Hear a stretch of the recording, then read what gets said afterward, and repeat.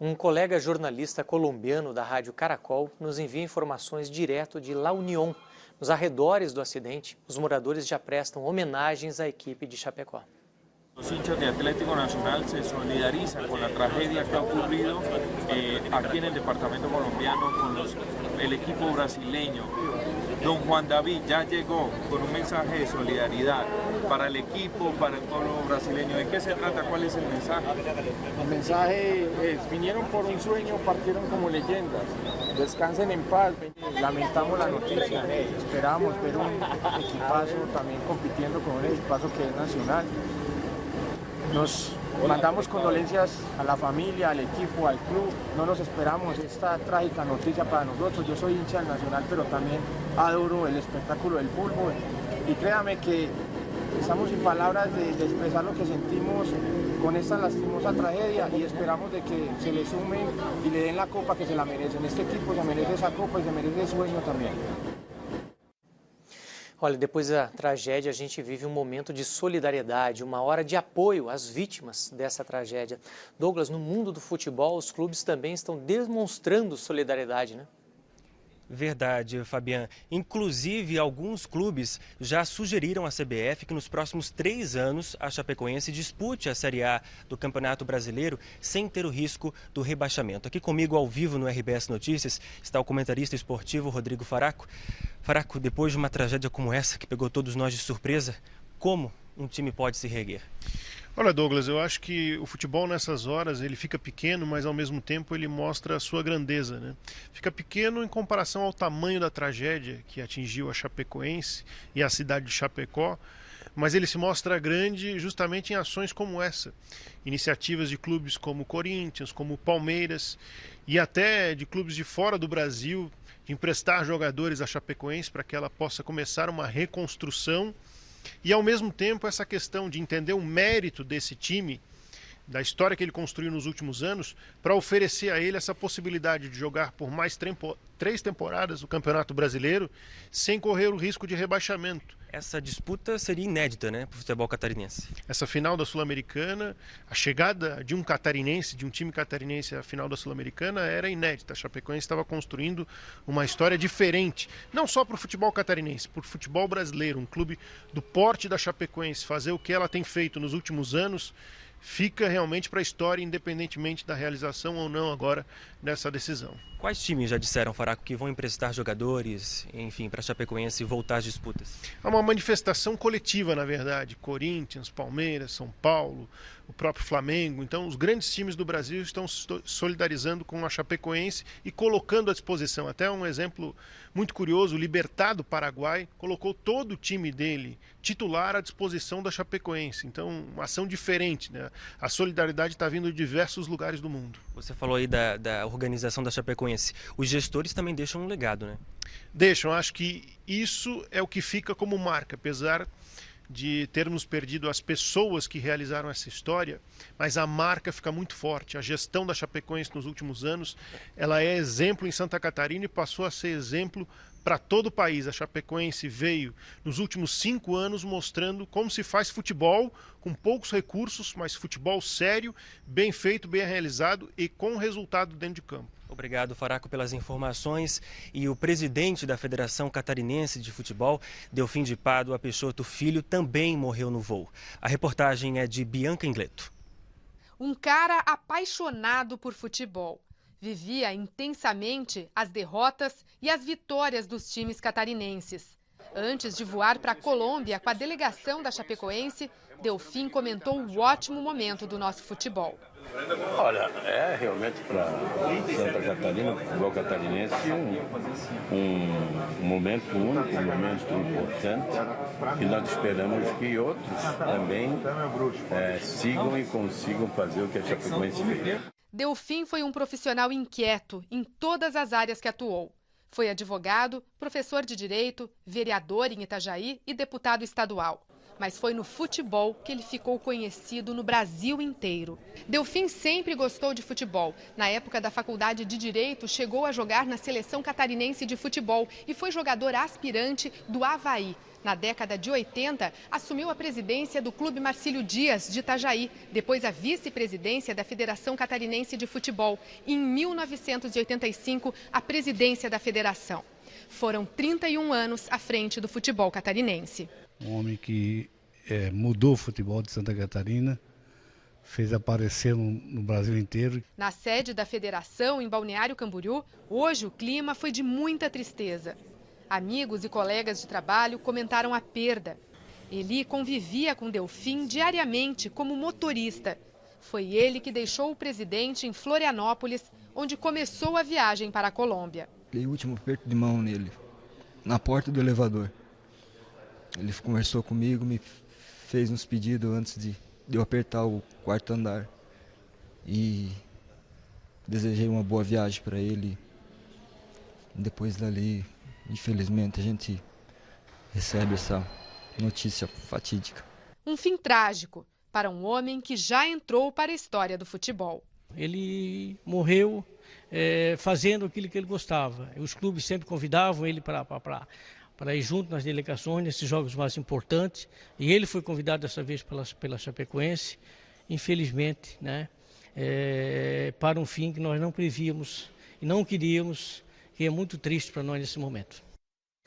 A Chapecoense fez história em 2016. O time foi campeão catarinense e fez uma campanha sem sustos na Série A, garantindo a manutenção da equipe na elite. Mas a principal conquista era mesmo a Copa Sul-Americana.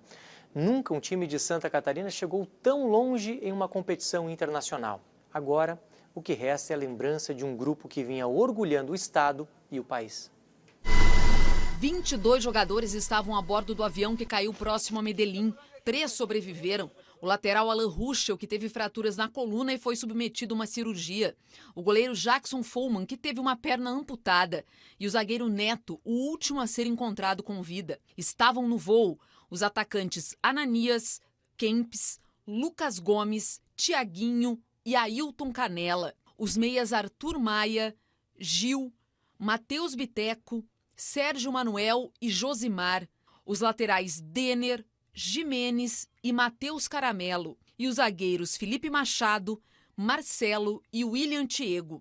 Morreram também no acidente o maior artilheiro da história da Chapecoense, o atacante Bruno Rangel, que marcou 81 gols pelo clube. Ele tinha 34 anos. O capitão do time, Kleber Santana, de 35 anos. O técnico Caio Júnior, 51 anos, que comandou a Chapecoense nos últimos 5 meses. Foi pra bola, cobrou, colocou pra área, vai pintar, chutou direto, defendeu Danilo! Também estava no voo o goleiro Danilo, de 31 anos, que há 3 defendia a Chapecoense. Ele morreu no hospital depois de ser resgatado. 9 atletas não foram relacionados e ficaram em Chapecó. São eles os goleiros Marcelo Boeck e Nivaldo, o zagueiro Rafael Lima e Demerson e os meias Neném, Andrei, Johan, Martinúcio e Moisés. Bom, a gente volta a Chapecó para falar com o Eduardo Cristófoli. Eduardo, a Chapecoense tinha convidado pessoas para acompanhar o time, né?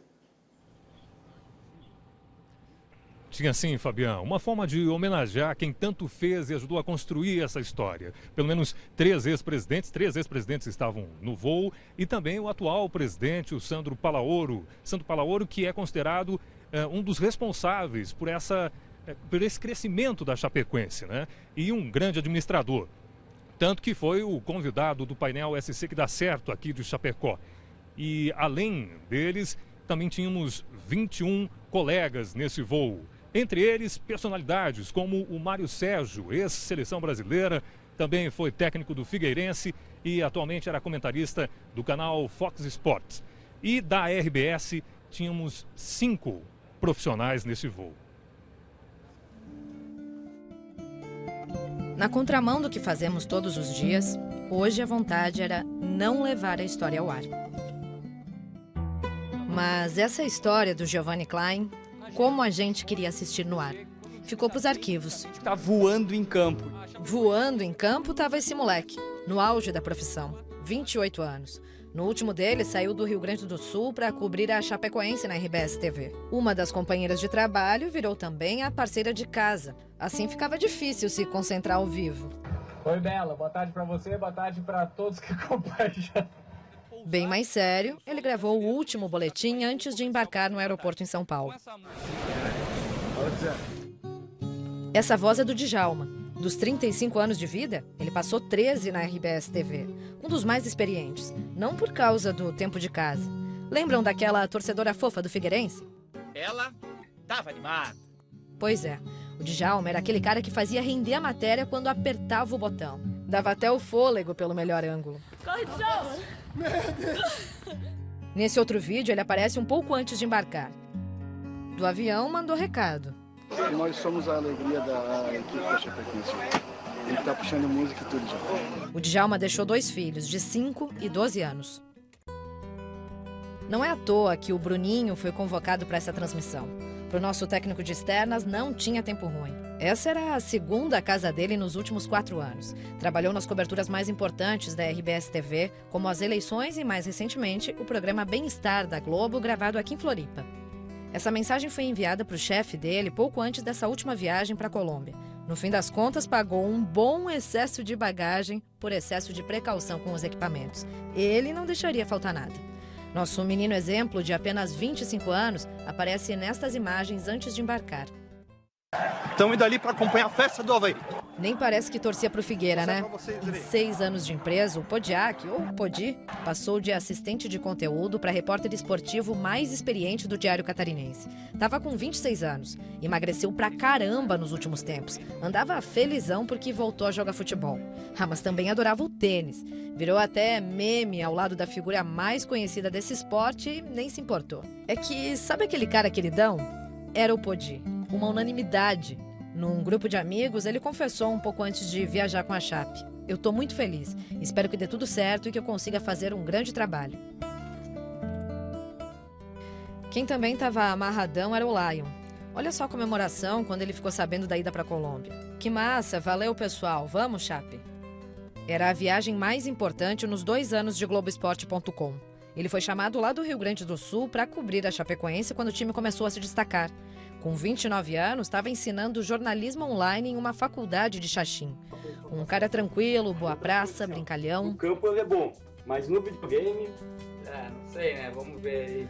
O Lion escreveu a última matéria do saguão do aeroporto. Mostrou os jogadores brincando de mágica.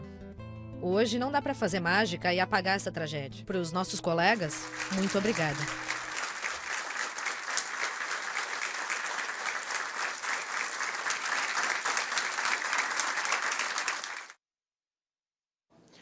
Num dia trágico como o de hoje, a gente costuma encerrar o jornal em silêncio. Mas hoje nós vamos fazer diferente. Hoje a gente termina o RBS Notícias mostrando tudo aquilo que a Chapecoense representava. A forma como esses jogadores gostariam de ser lembrados.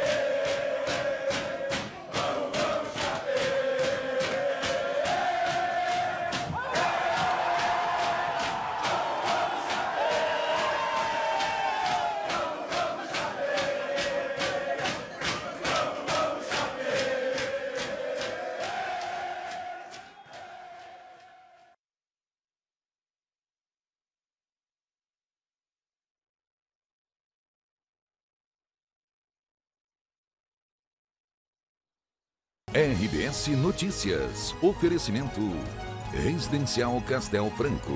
Viva o melhor do Córrego Grande. Realização Formaco Cesário.